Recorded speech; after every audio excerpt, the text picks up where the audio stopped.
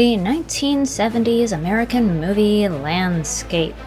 Starting in the mid to late 1960s, the studio system that had American films basically in chokehold absolutely collapsed, and then came the rise of the independent film. Films got grittier, more realistic, and had a lot of swearing. But were audiences receptive to that kind of thing? Well, to find the answer to that, let's go ahead and take a look at the box office top-grossing film of each year. Starting with 1970. The top film this year was Love Story, directed by Arthur Hiller, starring Ryan O'Neal and Ally McGraw. Not the original soap opera melodrama of a, love story, but definitely one of the definitive ones. A young couple meet in college, fall in love, get married, and begin life before their dream is cut short all too early. I mean, okay, he's rich, she's poor, his snooty parents aren't fans of the match. She passes away at the end, and the disease is never named. It's probably cancer, but the fact that they don't name it makes it even more of a soap opera. It's called Love Story, and it is literally that. There's not much more to the plot than what I just said. It's also dated. When it is revealed that McGraw's character is sick, the doctor calls her husband into the office to tell him, and they both agree to keep her in the dark about what is happening to her own body. She figures it out on her own because she's a smart cookie, but yeesh. What saves this film for a modern audience are the performances. Both O'Neal and McGraw come across as honest and real, as people you know. That cuts through the soap opera trappings to tell the everyday story of two kids beginning a relationship and trying to navigate their life together. Of course, that's only one version of love.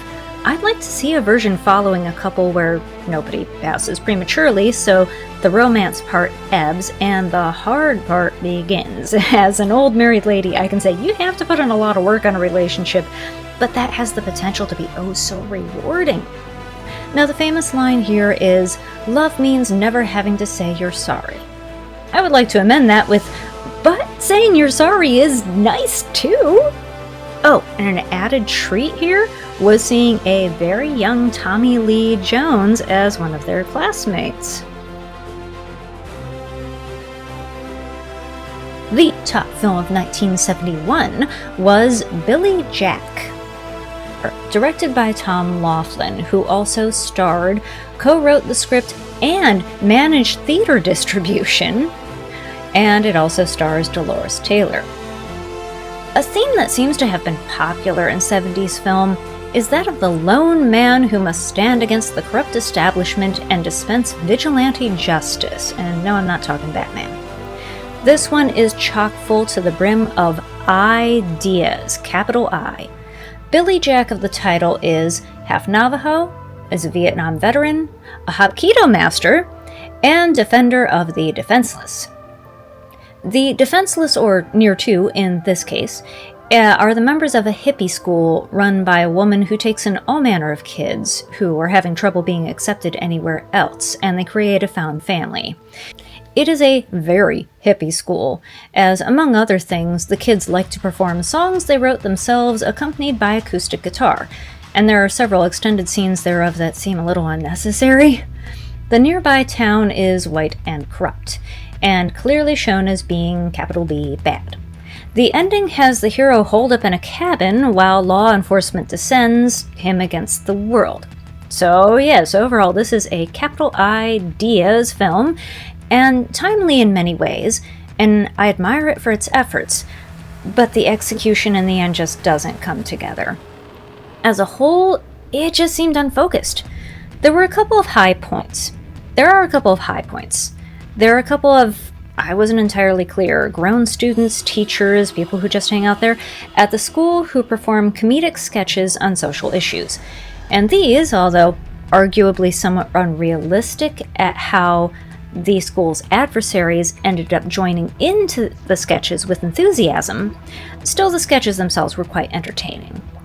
There's also a brief part near the end where the school-running lady explains to Monsieur Jack that he has a privilege she does not. He is able to take his anger and express it with less consequences than otherwise might be, whereas she has to channel it differently given her position with the school and all. That was a great little speech. Other than that, nothing really stuck out as spectacular about this film. It seemed a product of its time, and I doubt it would enjoy the same success on release today. The top film of 1972, to no one's great surprise, or it shouldn't be, was The Godfather. Directed by Francis Ford Coppola, starring Marlon Brando and Al Pacino. Also, it has Diane Keaton, who I did not recognize because of her hair. Honestly, how often has her hair been that noticeably different throughout her entire career? The classic film that has informed how so many of us think of organized crime, at least until The Sopranos. I had already watched this over 20 years ago, but thought it was time to refresh my memory, and I'm glad I did. Liked it much better this time around. Possibly being more mature and open to viewing a type of film I don't normally watch, plus being better versed in film generally, it made a difference. I myself suffer from a condition known as watching the extras, and this occasionally took me out of it a bit, as it was set in the 1940s but made in the 1970s, and not everyone had the correct hairstyle, so yes, I'm a nitpicker, I'd have to be. Because this is a very well-made film. Maybe a bit long, especially if you have to watch it on a platform with ads. Ugh. It's a dark film in more than subject matter, heavy on the brown end of the spectrum. Also, that's reflected in the darkness of the characters. It's brown, but not black, because there is a hominess and comfort in brown, such as the dark wood you find around an older house, and this reflects the theme of loyalty to family. The journey of Pacino's Michael from peripheral son, who is aware of but able to distance himself from his father and brother's less than savory dealings, to becoming the very devil himself. That is solid, well-paced, and engrossing enough to keep interest for the near full 3 hours. Overall, not my cup of tea, gangster films and all, but still quite a darn good film. The top film of 1973 was The Exorcist. Directed by William Friedkin, starring Max von Sydow and Linda Blair. The first time I saw this was some time ago. It was a big screen re-release, and one of those that didn't seem to quite live up to the hype, but how many films do? So, it's a classic horror flick about the devil possessing a little girl. The bulk of the action takes place in the girl's bedroom, or at least those are the parts that get talked about. I was pleasantly surprised by and more interested in the lead-up, with the demonic figure unearthed in an archaeological dig, and honestly I felt the plot slowed down a bit with the introduction of the little girl and her mother. Now, no real reflection on Linda Blair, she was just a kid, and some films of the time looked more for honest-to-goodness kids as opposed to actors, see the previous Billy Jack, but at best she didn't strike me as much of an actress, and at worst she came across as kind of cloyingly annoying, and it seemed kind of an improvement once the possession took place. That said, the real heart of the film is Ellen Burstyn as the mother, and how could it not be? That's where the emotions come to play. Without emotional connection, you're not going to care much, no matter how adorable a kid is reported to be. It is essentially a kidnapping/terrorist story, really, and the priests are the hostage negotiators. There is suspense to be had if you're not familiar with the plot, and perhaps we are coming to the point where the kids these days are ready to give it a go and be surprised. For me, as well done as it was, and not a rewatch. The top film of 1974 was the classic comedy Blazing Saddles, directed by Mel Brooks, starring Cleavon Little, and Gene Wilder. Now, I literally just yesterday, got done watching this for the first time. It is an irreverent saga of the Old West, with a black sheriff getting appointed in a small town Comedy ensues, or so they tell me. I don't recall seeing Cleavon Little in anything before. He has a great comedic presence. But overall, this was hit or miss for me. I feel like this is another one that depends on nostalgia, and especially it might help if you see it at the right age.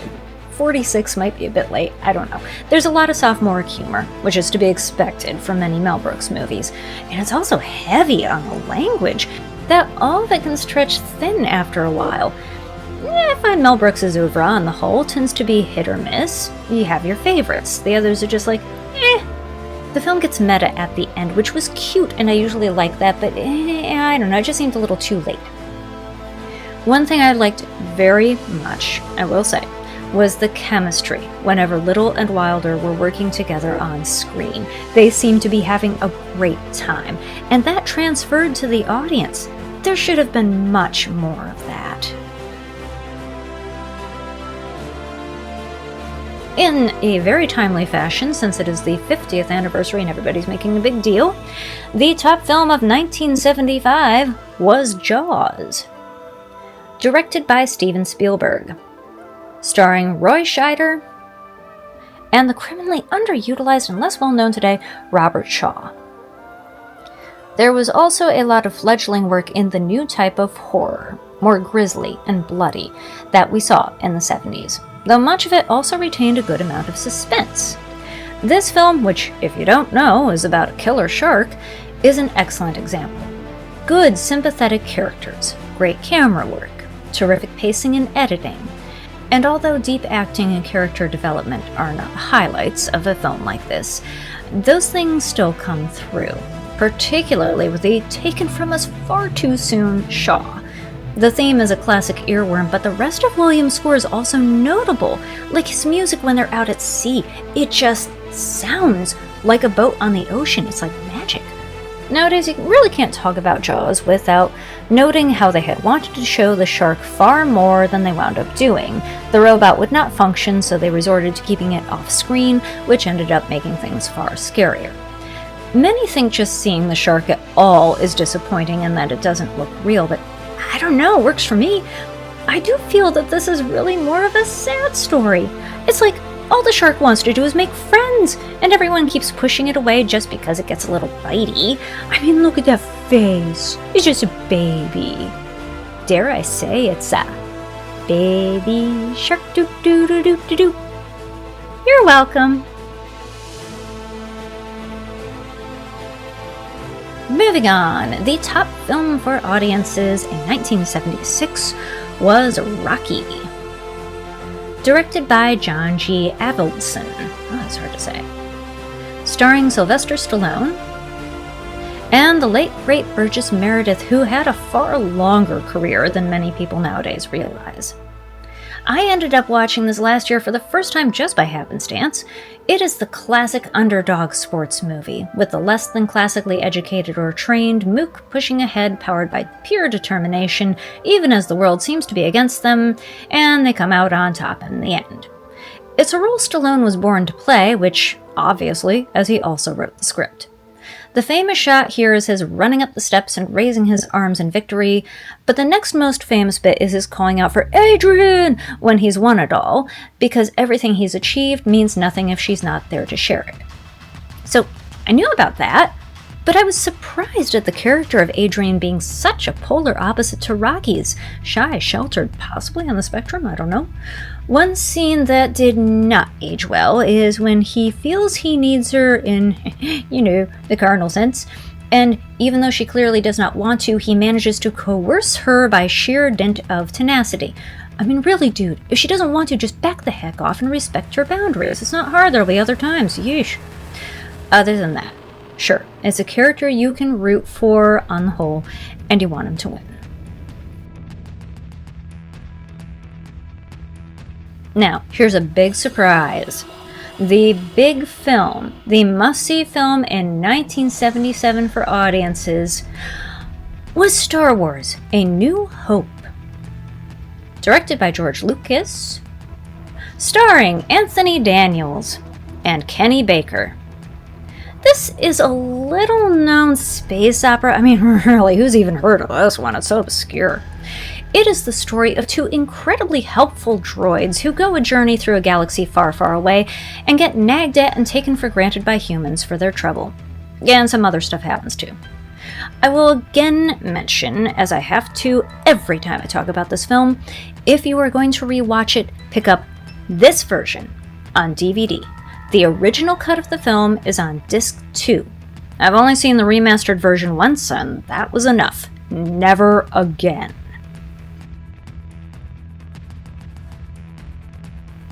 Coming into the home stretch, the top film for 1978 was Grease, directed by Randall Kleiser, starring John Travolta and Olivia Newton-John.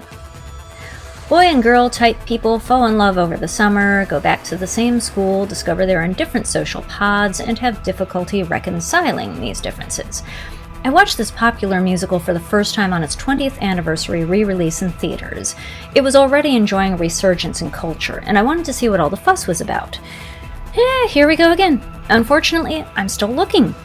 It seems like, again, the sort of film that really works best through nostalgia. If I'd seen it first when a bit younger, it might have hit different.